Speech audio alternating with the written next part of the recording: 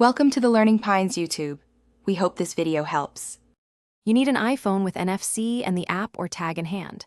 First, make sure your model supports NFC and that control center shows the tag reader. If it does not, open Settings, search NFC or tag reader and add it to Control Center.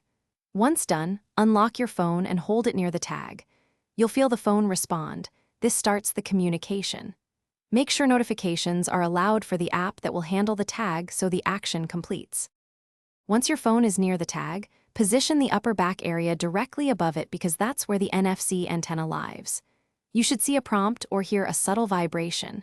Tap the notification to open the content or trigger a shortcut. If an app must process the tag, make sure it is open and permitted to use NFC.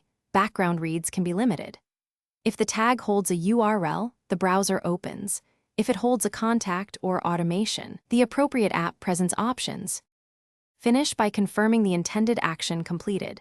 Check the web page, saved contact, or executed automation.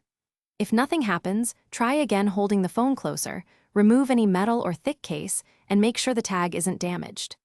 Next, toggle airplane mode briefly or restart the iPhone to clear temporary issues. If problems persist, test with a different tag or another phone to isolate whether the tag or the iPhone is at fault.